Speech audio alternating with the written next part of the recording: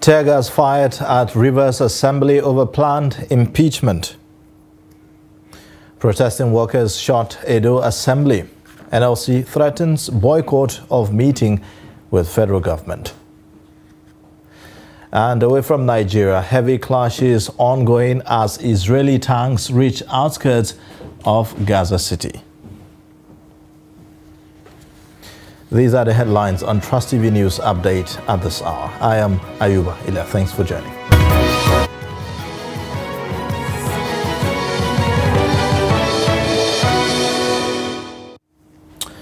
There is tension in Rivers State as sporadic gunshots and tear gas was used at the State House of Assembly complex on Monday as some lawmakers moved to impeach Governor Siminalayi Fubara.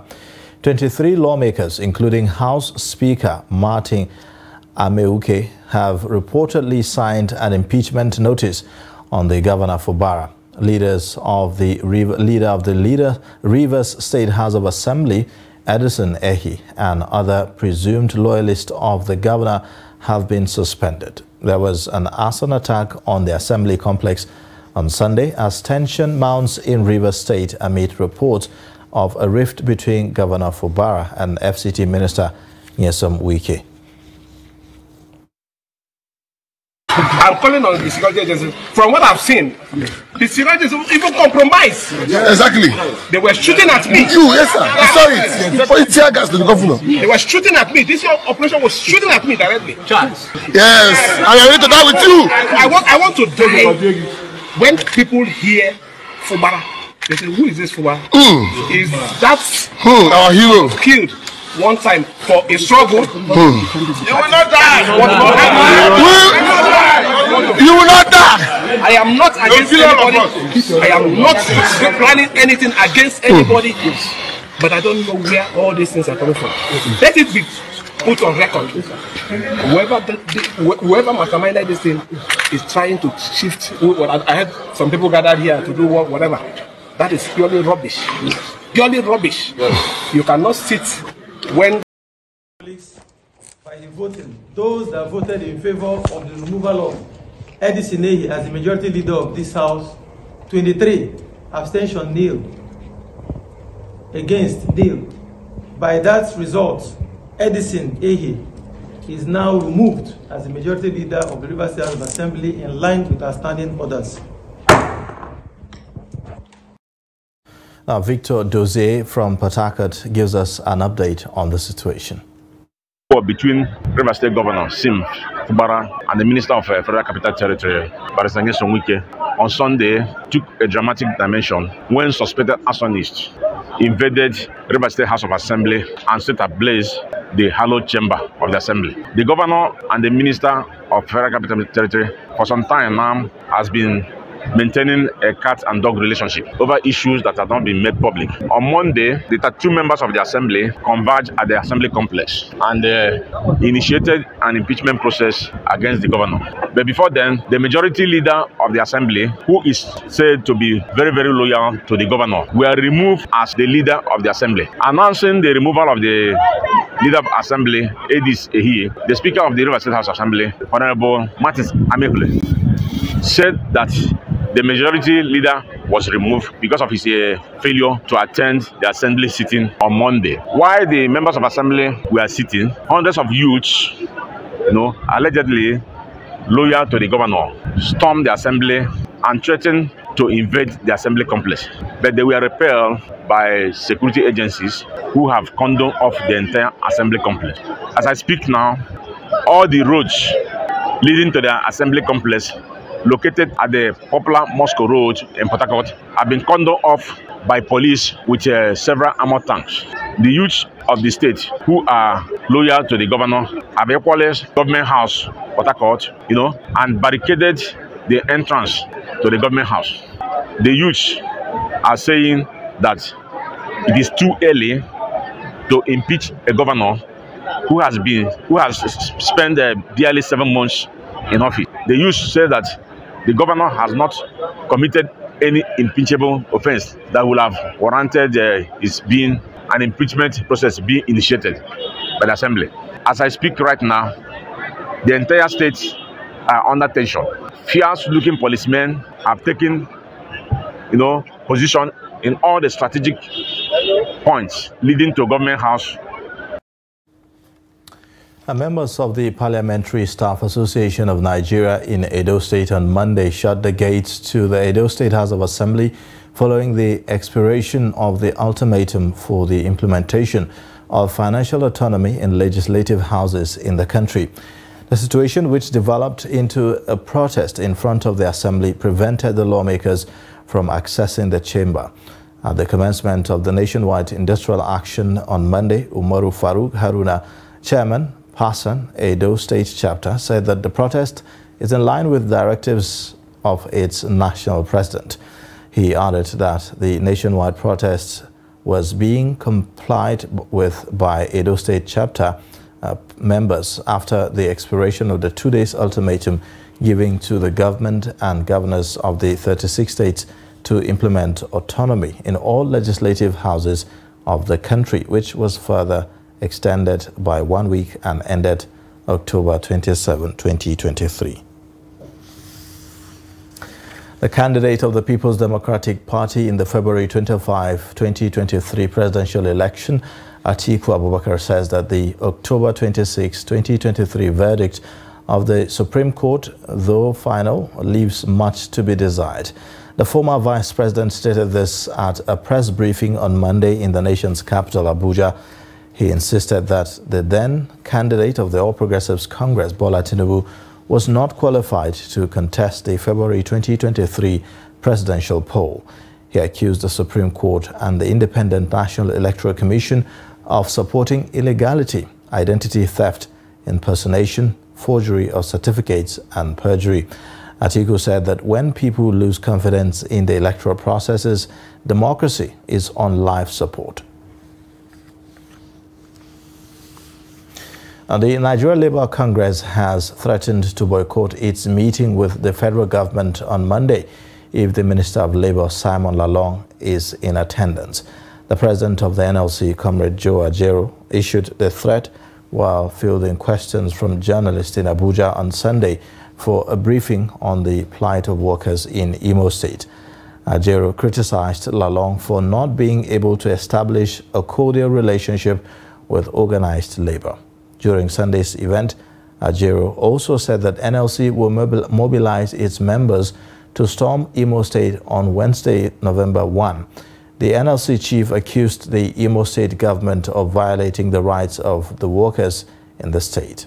The NLC president also lamented the non-compliance with the national minimum wage by the state government, claiming that Governor Uzodinma has resisted the use of social dialogue and collective bargaining to resolve the issues.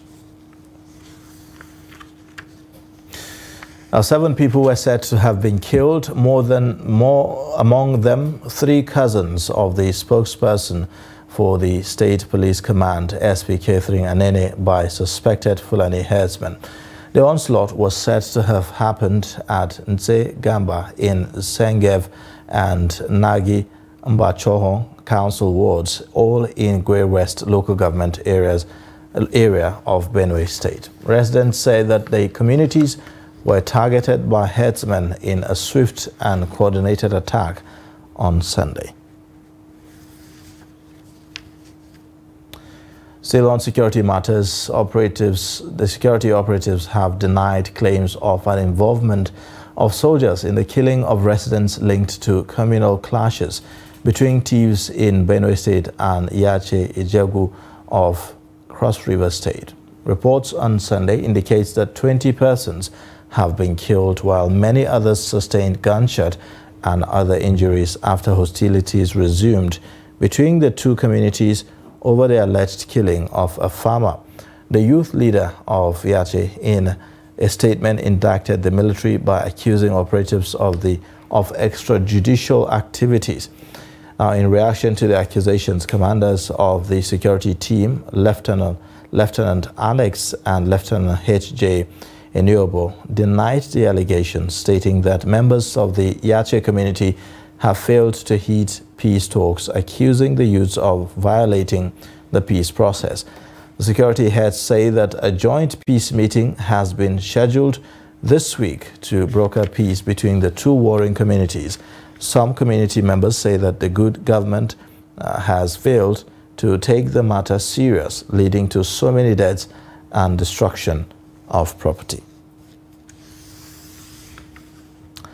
Abia State Governor Alex Oti says security operatives in the state have discovered 20 decomposing bodies and skeletons during a raid of forest around the Lokpanta cattle market in Umonioche axis of Enugu-Port Harcourt Expressway. He said that another 50 bodies were also found around the market, while the payment of ransom to suspected kidnappers was equally traced to the market. Oti disclosed this during the second edition of his monthly media chat in Umuahia, the state capital. The governor restated the commitment of his administration to restore law and order across Abia State, making it difficult for criminal elements to operate. He insisted that the resolve of the state to make the cattle market a daily market was not targeted at any particular tribe in the country, saying that it was aimed at revamping the security architecture of the market and its host community.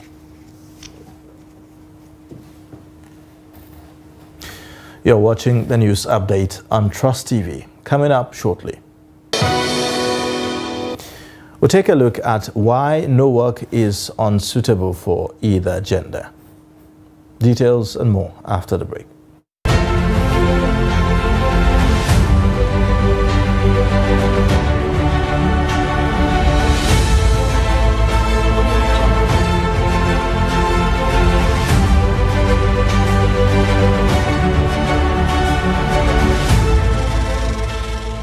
It was never a consensus. We did all our best. You see, in politics, you give your contribution to the best of your ability. If you want, I'll forward to you this statement. You go to this bank and verify.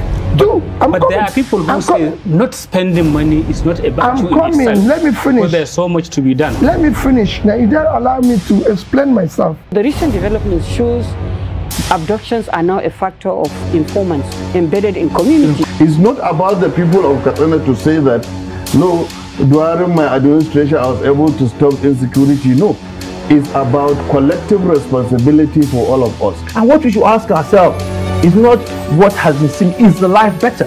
Are there more people who are unemployed who are not become employed? Is the level of corruption has gone down? Is there inclusion? All those issues. We're actually a gas country with associated oil. Our focus has always been on oil, that we have never paid significant attention to gas. To do it effectively, we need to have honest conversation with ourselves. Government needs to come down from its high horse and communicate with the people and build trust. There must be a solution. We cannot continue this way. They must come back to the table and agree. So whose child will do deny education? All these children that sit for job, they want to go to higher institutions. But just a short while ago you were saying that why bring 10 children when you cannot cater for them? So why bring more universities when you cannot cater for the existing?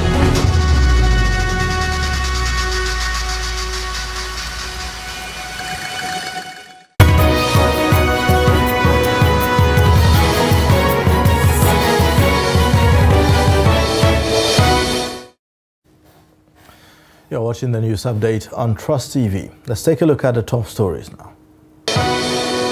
Tear gas fired at Rivers Assembly over planned impeachment. Protesting workers shot Edo Assembly. In other news, memories of transatlantic slave trade were revived last weekend during the Diaspora Door of Return Festival at Badagry in Lagos State. The festival was witnessed by several African Americans who trooped into the ancient historical city of Badagry to tour the transatlantic slave route in trace of their ancestry. Our correspondent Abdulatif Aliu reports. Africa and Nigeria in particular experienced centuries of transatlantic slave trade, which involved the transportation of slaves captured or sold out to slave trade through the sea. The slave traders, mainly from America, Portugal, Brazil and European countries, were historically known to ship their victims out of Nigeria through Badagry, the ancient city of Lagos, which is full of relics from the 16th to the 19th century. The festival portrays the tragedy of the transatlantic slave trade, exposing man's inhumanity to man and the dehumanization suffered by the progenitors of the African descent in the hands of the slave traders. Many African Americans were on ground to tour the routes where captured slaves were taken through to the point of no return in the Atlantic Ocean.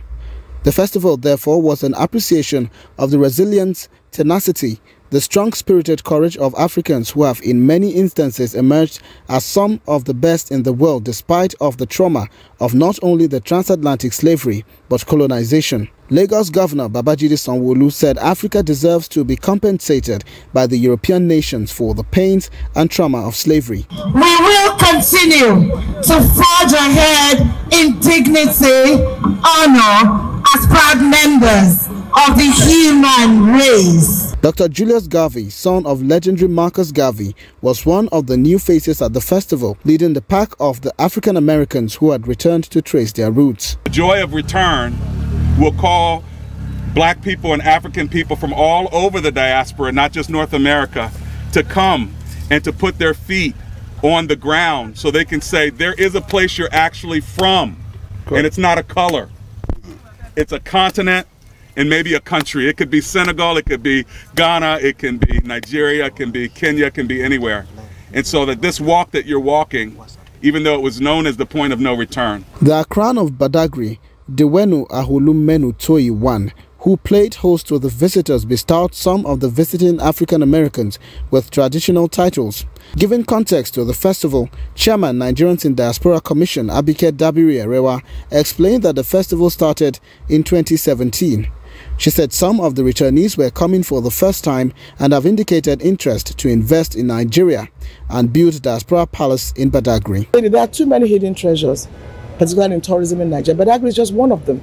So this is a diaspora content to tourism. So we're exploring the diaspora of tourism. As Dr. Anderson always says, conversation breeds comprehension. If you don't understand me, you can't know who I am. So they'll be coming to Nigeria and say, listen, this is who you are. You have such a beautiful country. We want to invest in your country. They want to build a diaspora palace here in Badagry. They want to invest in tourism and other parts here in Nigeria. So this is the diaspora content to tourism. I hope that we build on it, sustain it, and ensure that it grows bigger and bigger. Reduced drastically now. Domestic slavery has reduced drastically.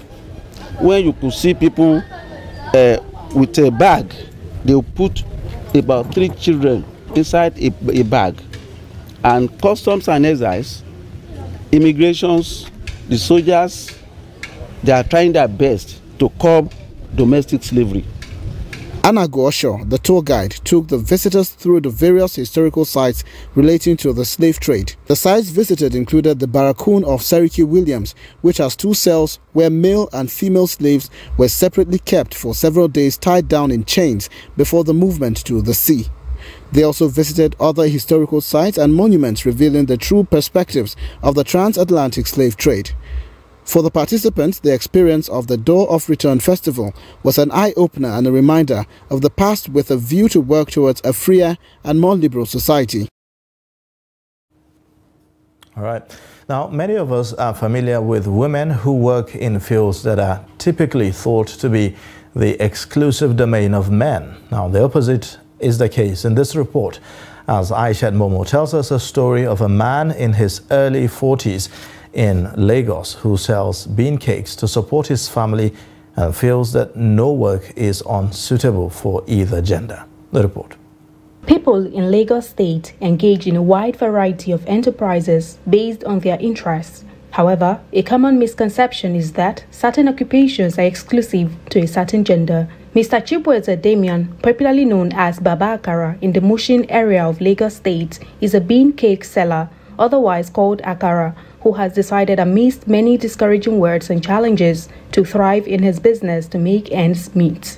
Damian told Trust TV's correspondent that he ventured into the Akara business about 25 years ago after he was disappointed by his former boss who runs a restaurant in Lagos. He also mentioned that by selling akara by the roadside, he has built houses and has been able to pay for his children's education. Okay, when I start with 1 dereka, I sell, I throw away.